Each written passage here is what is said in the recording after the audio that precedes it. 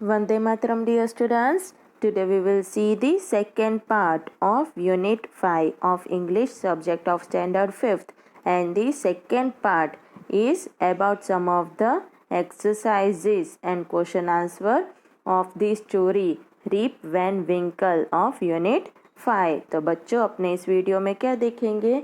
इस वीडियो में यूनिट 5 की स्टोरी है जिसका नाम है रिप वैन विंकल। उसके कुछ क्वेश्चन आंसर्स और एक्सरसाइज देखेंगे। ओके, तो shall we start the exercise? Okay, पहली एक्सरसाइज क्या है? Circle the correct meaning of the given words. You may need to use the dictionary.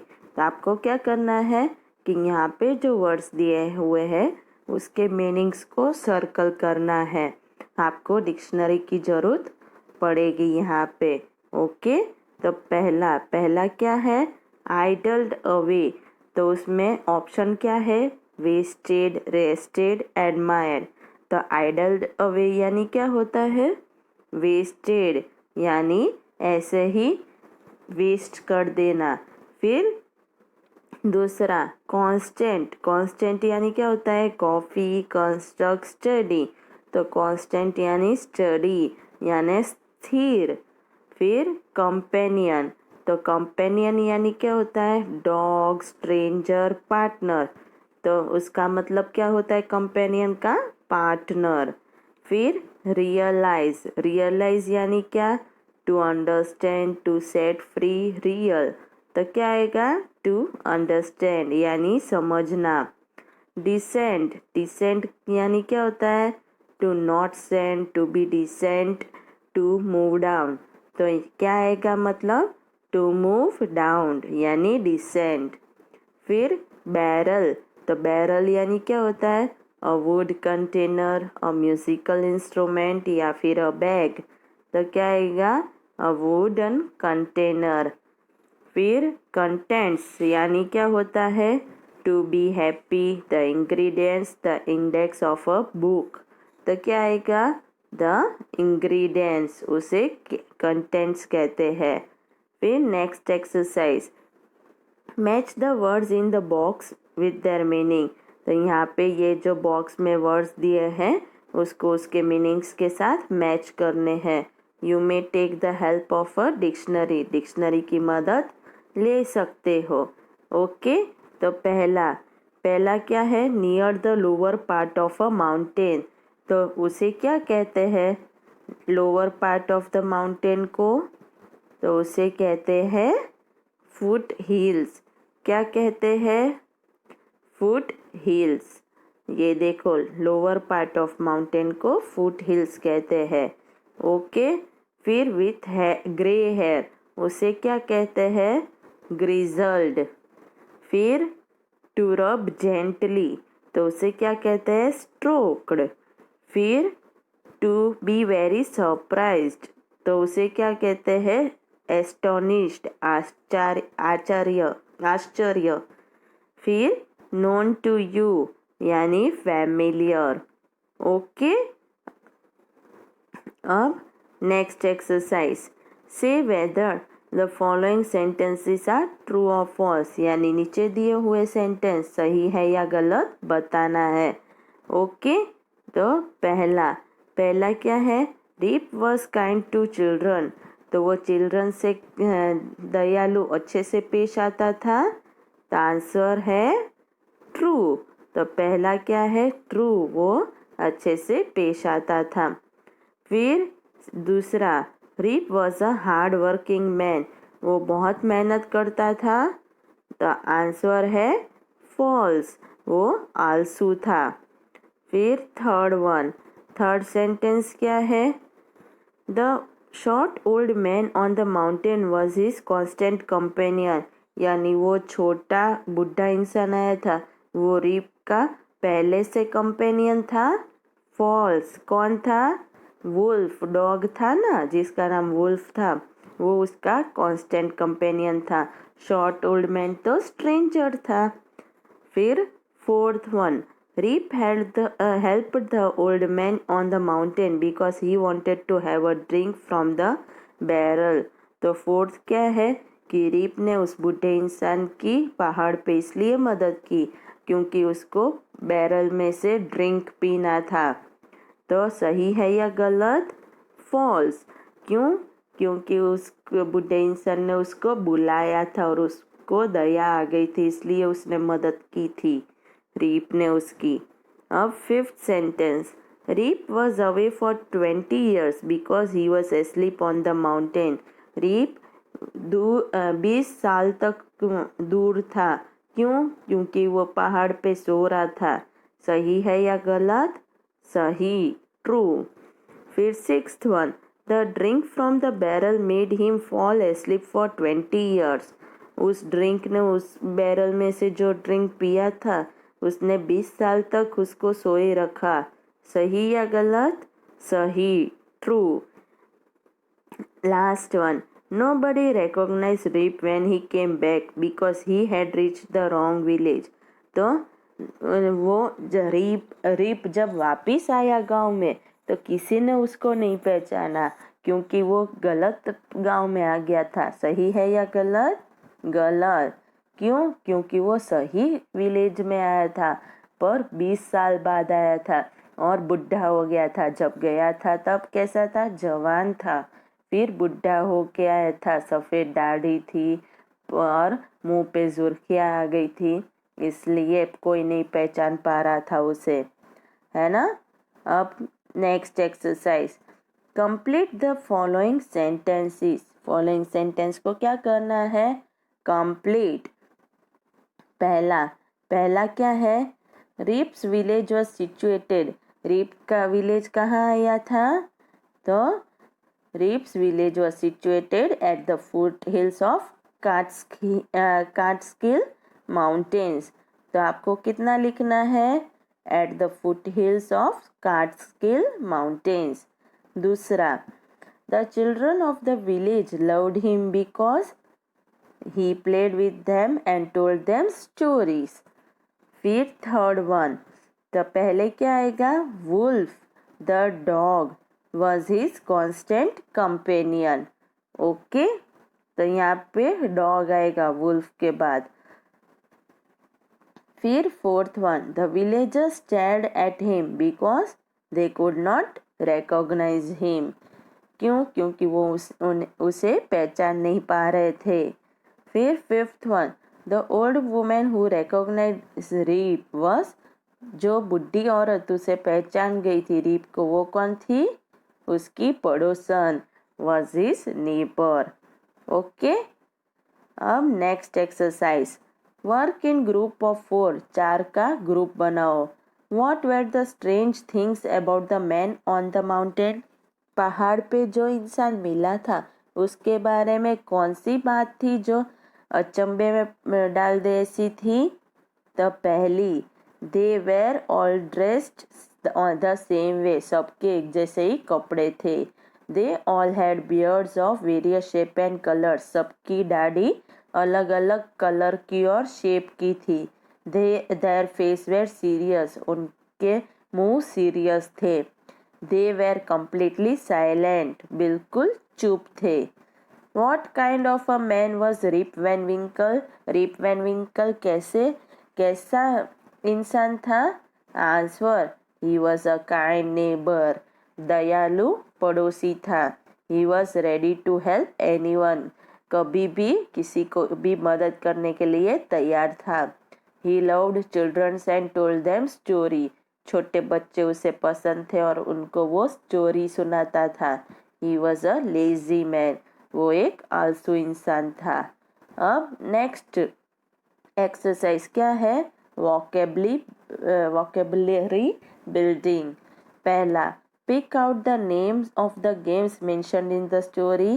तो स्टोरी में कौन सी स्टोरी गेम्स बताई गई है? The flying kites, 9 pin, shooting marbles, mountain climbing. ये सारी गेम अपने को बताई गई है ना इस स्टोरी में। अब next exercise, sometimes we join 2 words to make a describing word.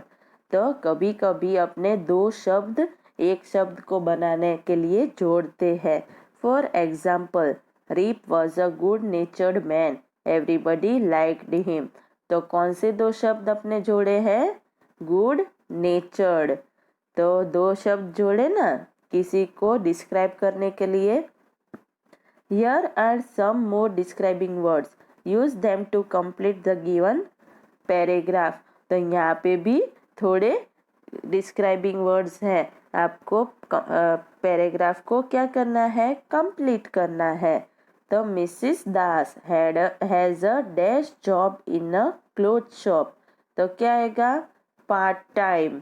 क्या आएगा? Part time. तो यहाँ पे पार्ट टाइम आएगा। फिर yesterday and dash woman walked into the shop। तो क्या आएगा? odd looking। तो यहाँ पे odd looking आएगा।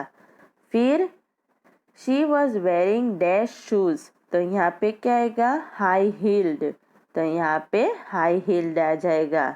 फिर a dash dog was with her। तो कैसा? well dressed। तो यहाँ पे well dressed आ जाएगा। फिर क्या आएगा? I dash want a shirt for my dog please. I want क्या आएगा? Long sleeved. तो यहाँ पे लॉन्ग स्लीव्ड। फिर she said for you your dog asked Mrs Das in surprise. तो यहाँ पे क्या आएगा? Open mouthed. और फिर yes replied the woman, I want him to be dash for my next party। यहाँ पे क्या आएगा? Sweet looking. यहाँ पे ओके। तो देखो सारे वर्ड्स कैसे हैं? सारे वर्ड्स दो दो वर्ड्स में से बने ना सारे वर्ड्स, और ये सारे अपने ब्लैंक्स में लिखने हैं और कंप्लीट करने हैं। ओके। अब नेक्स्ट एक्सरसाइज साइलेंट लेटर्स। तो क्या है next exercise? Silent letters. What is common in the following group of word? नीचे दिए हुए ग्रुप में क्या कॉमन है? तो पहला ग्रुप है, क्या है पहला group? Knee, knife, knot, know. तो ये सारे कहाँ से शुरू होते हैं? के एन से।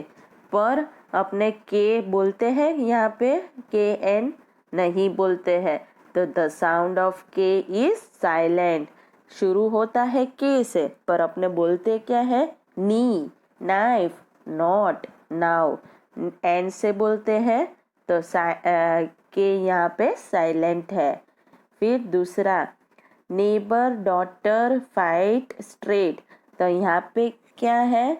सब में कॉमन जी एच, और अपने जी एच बोलते हैं नहीं बोलते हैं। तो नेबर डॉटर फाइट स्ट्रेट। तो यहाँ पे क्या साइलेंट है? जी एच, वो साइलेंट है। फिर ऑनेस्ट, ऑनर, आवर, हैड। तो यहाँ पे क्या है? सब एच से शुरू हो रहे हैं, पर अपने बोलते हैं नहीं बोलते। तो यहाँ पे क्या साइलेंट है? एच। तो आपने क्या देखा? सब में कुछ और कुछ साइलेंट है ना? Try and make more silent letter words. और भी कोई साइलेंट लेटर वर्ड्स बनाओ। तो आंसर में क्या आएगा? नेट, ग्रो, फिर gun, tongue, fatigue, chalk, talk, folk, whistle, nestle, bustle, है ना? तो इसमें कुछ ना कुछ साइलेंट होते ही है, एक दो लेटर्स। ओके। अब नेक्स्ट एक्सरसाइज क्या आया? नेक्स्ट एक्सरसाइज में paragraph. Read 2 paragraphs given below. नीचे दिए हुए 2 पैराग्राफ पढ़ो। My mother is always awake before anyone else in the family. I usually wake up after 6 o'clock. तो मेरी माँ हर रोज़ बाकी सारे फैमिली मेम्बर से पहले उठ जाती है, और मैं हर रोज़ कितने बजे उठती हूँ? 6 बजे। I loll around lazily for a few minutes. थोड़े मिनट्स तक तो मैं ऐसे ही आलसू की तरह यहाँ से वहाँ लेटी रहती हूँ। Then I get up and get dressed for school. At bed time I read a story book.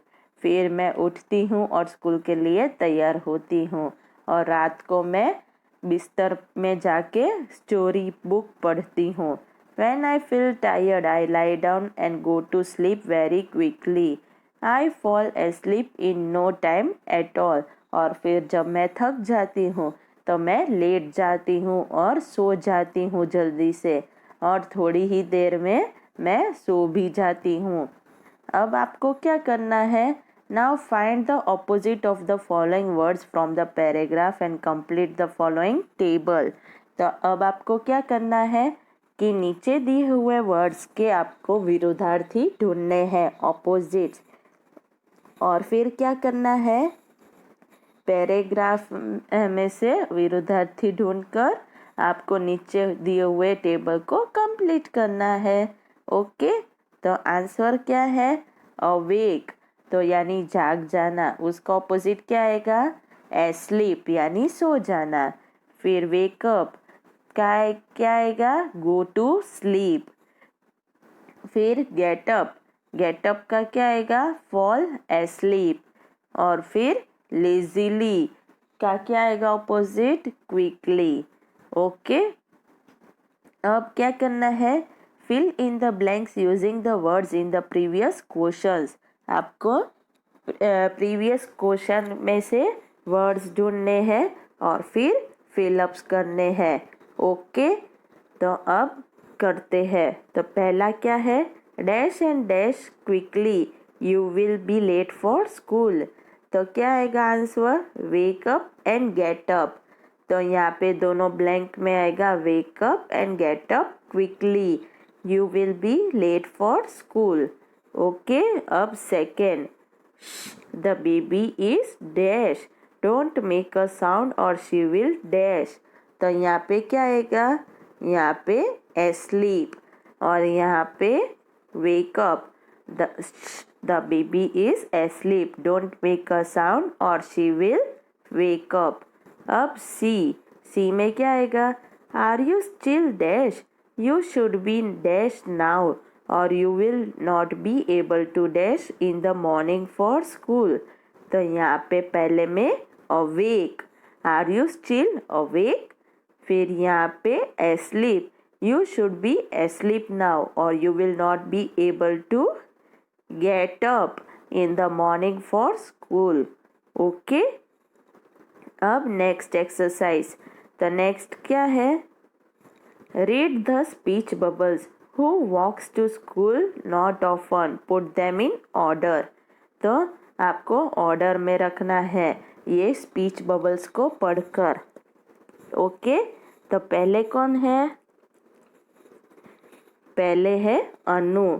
I don't usually walk to school, I often go by cycle. यानी अनु क्या कह रही है? मैं स्कूल चलकर नहीं जाती हूँ, ज़्यादातर मैं साइकिल पे जाती हूँ। John, I never walk to school, I live very. तो फिर क्या कह रहा है जॉन? कि मैं कभी स्कूल चलकर नहीं जाता हूँ। और ये अनु क्या कह रही है? मैं कभी कभी चल के जाती हूँ, ज़्यादातर। और फिर अर्जुन की बारी। I always walk to school, I live right opposite to the school. और अर्जुन क्या कह रहा है? कि मैं हर रोज स्कूल पैदल ही चल के जाता हूँ। क्यों? क्योंकि मैं स्कूल के सामने ही रहता हूँ। Mini, I sometimes walk to school, at times I take the bus also. तो मिनी कह रही है कि मैं कभी कभी स्कूल चलकर जाती हूँ, पर ज़्यादातर कभी मैं बस में भी चली जाती हूँ। फिर Nazim, I usually walk to school, it's a nice way to start the day. फिर नज़ीम कहता है कि मैं ज़्यादातर स्कूल चलकर जाता हूँ क्योंकि ये दिन शुरुआत करने का अच्छा तरीका है। तो अब आप सबको क्या करना है? आप सबको इसको अच्छे से ऑर्डर में लिखना है, पूरे जो बबल्स है उसको। तो पहले कौन आएगा? Arjun, I always walk to school, है ना? पहले कौन आएगा? अर्जुन, मैं हर रोज़ स्कूल पैदल चल के जाता हूँ क्योंकि मेरा घर स्कूल से ऑपोजिट ही है। फिर दूसरे नंबर पे Nazim, I usually walk to school, it's nice ways to start the day. फिर थर्ड पे I sometimes walk to school, at times I take the bus also. फिर Anu, I don't usually walk to school, I often go by cycle. और last, I never walk to school, I live very far away. तो पहले पे कौन है जो हर रोज school पैदल चल के जाता है। फिर नज़ीम जो ज़्यादातर चल के जाता है। फिर मिनी जो कभी कभी जाती है। फिर अनु जो ज़्यादातर नहीं जाती है। और लास्ट में जॉन जो कभी चल के नहीं जाता है ना। अब नेक्स्ट एक्सरसाइज क्या है? Creative writing, write about yourself using the following expressions. Do you play in the park, go to bed late, first over food, study hard. तो आपको क्या करना है? खुद के बारे में नीचे लिखना है। क्या आप पार्क में खेलने जाते हो, बिस्तर में लेट सोने जाते हो, फिर खाने पे चिल्लाते हो, या स्टडी हार्ड करते हो, कैसे हो आप? Always, frequently, usually, often, sometimes, rarely, ये शब्द का यूज़ करके आपको सेंटेंस बनाने हैं खुद के बारे में। For example, I always do my work neatly, मैं हमेशा मेरा काम बहुत सफाई के साथ करती हूँ। अब कैसे बनाओगे? The answer, I frequently visit my native place. Frequently आ गया, यूज़ किया। I usually go to the market with my father, usually आ गया। I often go to the temple, often आ गया। फिर I sometimes write to my grandparents, sometimes आ गया। I rarely go to see movie in the cinema hall, rarely आ गया। Okay. अब next exercise, the next exercise क्या है? Use the following clues to complete the following exercise. इस clues को use करके फॉलोइंग एक्सरसाइज कंप्लीट करनी है। ओके। पहला, write 3 new things you have done in the last 3 years। पिछले 3 साल में आपने कौन सी नई 3 चीज़ें की है वो लिखना है। पहला, आई have started studying at night, मैंने रात में पढ़ाई करना शुरू कर दिया है। फिर B, I have started helping my mother in her household work, मैं मेरी माँ को घर काम में मदद करती हूँ। और C, I have started my tuition classes, मैंने मेरे ट्यूशन क्लास भी शुरू कर दिए हैं। अब next, right 3 things you have not done in last 3 years। पिछले 3 साल में आपने क्या नहीं किया है वो लिखना है। तो पहला है, I have not played kabaddi, kabaddi नहीं खेली है। I have not visited Agra, Agra भी नहीं गई हूँ। I have not disobeyed my parents, मैंने मेरे बाप पेरेंट्स की बात नहीं सुनी हो, ऐसा नहीं बना है।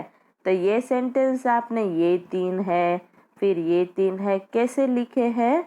तो यहाँ पे इसकी मदद लेके, ये है ना, इसकी मदद लेके देखो कैसे, स्टडिंग है ना। यहाँ पे आई हैव स्टार्टेड, तो फिर स्टार्टेड देखो यहाँ पे है, ये स्टार्ट आ गया। फिर बाकी क्या है? विजिटेड, तो विजिटेड है, यहाँ पे विजिट आ गया। फिर क्या है? डिसओबेड नॉट माई पेरेंट्स, तो ये सारे अपने टुक में शब्द की मदद लेके ये कंप्लीट किया है सेंटेंस। ओके। तब आप सबको एक्सरसाइजेस समझ में आ गए इस लेसन की चैप्टर के। ओके। आप सबको क्या करना है? लर्न करना है और एक्स्ट्रा रफ नोटबुक में लिखना है। वंदे मातरम।